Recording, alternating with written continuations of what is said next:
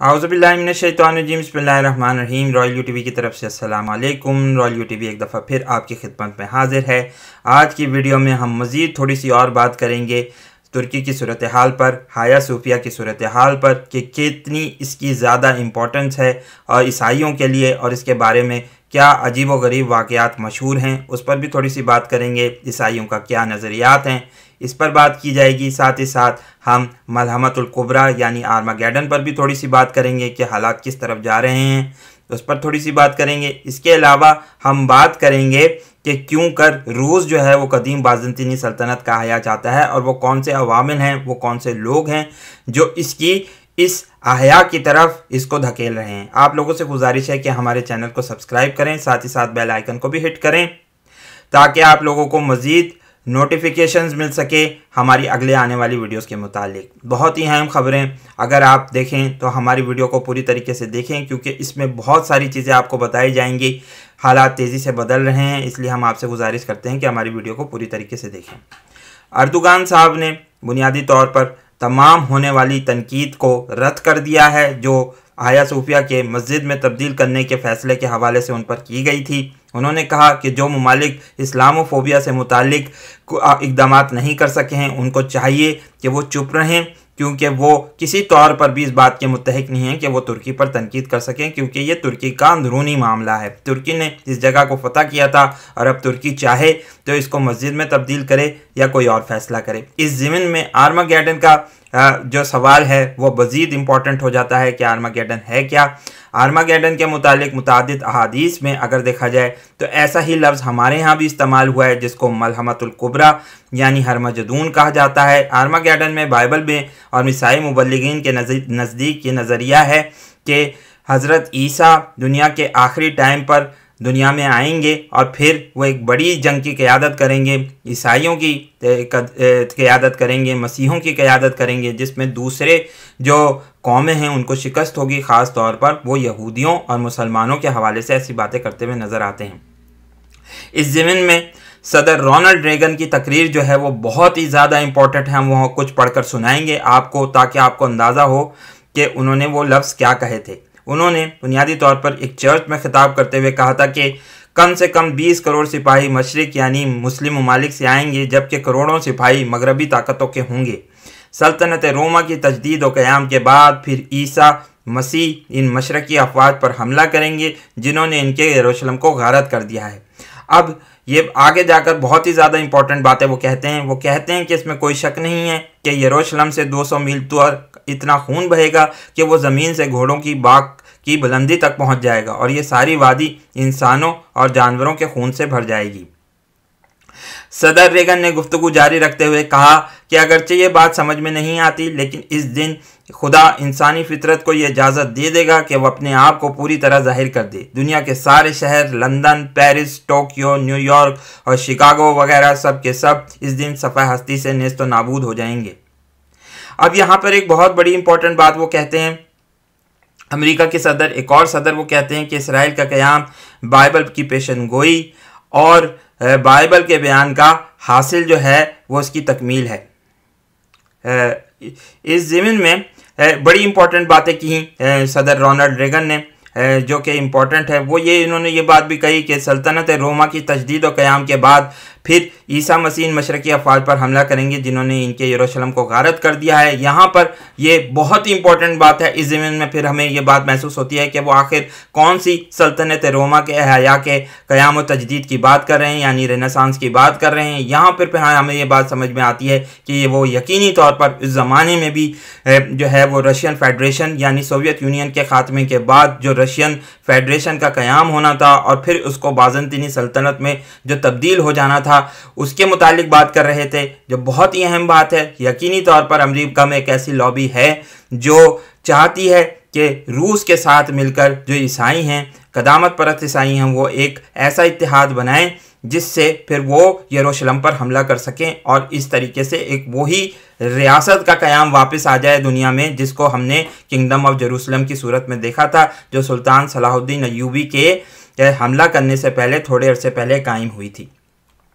इस ज़मीन में अगर बात करें तो बहुत ही अहम जो एक वाक़या हुआ वो सन 2014 में हुआ, मार्च सन 2014 में, जब annexation of Crimea by the Russian federation हुआ, यानी इल्हाक कर लिया गया था क्रीमिया का रूस ने अपने अंदर, और इसको अपना इलाका तस्लीम कर लिया गया था। और फिर बाद में ऐलान किया गया था कि ये अब आइंदा से रूस का ही इलाका तस्लीम किया जाएगा।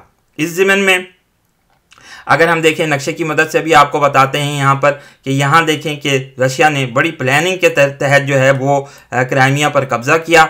अगर आप देख सकते हैं यहाँ पर कि ये क्राइमिया का इलाका है जो बहरे अस्वद यानी ब्लैक सी के नज़दीक वाक़ है। यहाँ पर अगर आप देखें तो आगे जाकर फिर रशियन फेडरेशन का इलाका शुरू हो जाता है, लेकिन सी ऑफ अज़ोव से अगर इस तरफ देखें तो यहाँ पर अगर इसको नज़र दौड़ाई जाए तो यहाँ पर रशिया आकर बैठ गया है। साथ ही साथ अगर हम थोड़ा सा फिर नीचे की तरफ आएँ तो हम ये बात भी जानते हैं कि सीरिया पर जो है वो तुर्की अपना कब्ज़ा कर चुका है। अगर हम सीरिया की तरफ जाएं, आप ये देख सकते हैं कि सीरिया का इलाका भी इस तरफ से है, तो इस तरफ से भी वो इलाका भी घेर चुका है, और ख़ास तौर पर वो लीबिया पे भी कोशिश कर रहा है कि वहाँ पर भी वो अपनी फ़ौजें बिठाकर तुर्की को घेरे। तो 3 अतराफ से घेर लिया गया है टर्की को, और अब ये लगता है कि अगर कोई ऐसा वाक़या होता है तो इस वाक़े को बहाना बनाकर, यानी हाया सोफिया के वाक़े को बहाना बनाकर रशिया जो है वो तुर्की के ख़िलाफ़ कोई बड़ी जंग छेड़ सकता है, और इसका घेराव करके इसकी नाकाबंदी करके, बहरी नाकाबंदी करके शायद अपनी फ़ौजें दाखिल भी कर सकता है। तो इस ज़मीन में अगर ये ऐसा होता है तो यकीनी तौर पर यह मलामतुल कुबरा,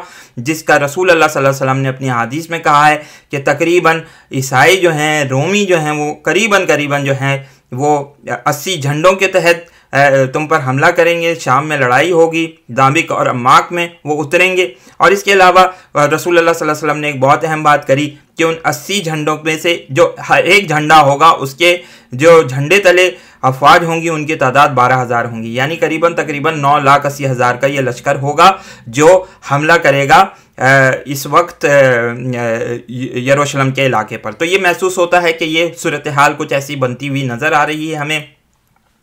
सदर थोड़ी सी बात करेंगे मज़ीद सूची ओलंपिक्स में और वैंकूवर में। जो वैंकूवर ओलंपिक्स हुए वो सन 2010 में हुआ, और सूची ओलंपिक्स जो विंटर ओलंपिक्स ये दोनों थे 2014 में हुए। इसमें रशिया के हॉकी के खिलाड़ियों ने एक टी शर्ट पहनी हुई थी, वो टी शर्ट भी हम आपको दिखाते हैं।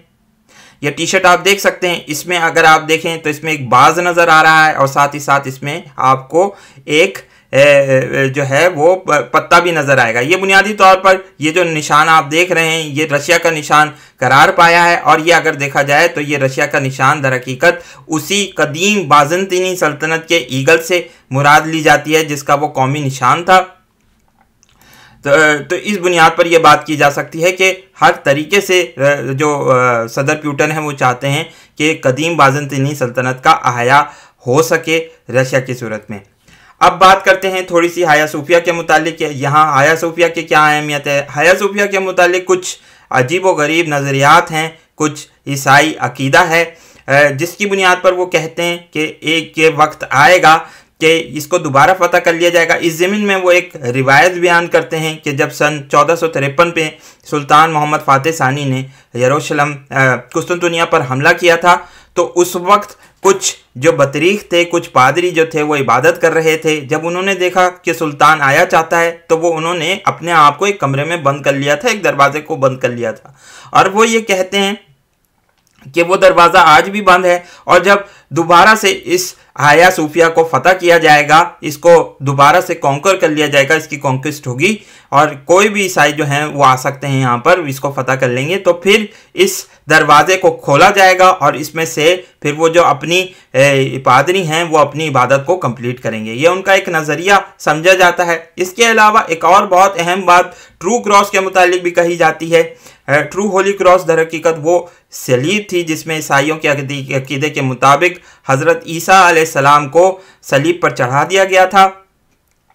ये बुनियादी तौर पर अगर देखा जाए तो ये जो सलीब है इसके मुतालिक ये कहा जाता है कि ये तकरीबन 4वीं सदी ईस्वी तक पता नहीं था इसका कि क्या है, लेकिन जब 300 सदी ईस्वी में ऐसा हुआ कि जो सेंट हेलेना थी, जो कॉन्स्टेंटीन द ग्रेट की वालदा थी, उन्होंने ईसाई मज़हब कबूल किया और अपने बेटे को भी ईसाई मज़हब कबूल करवाया।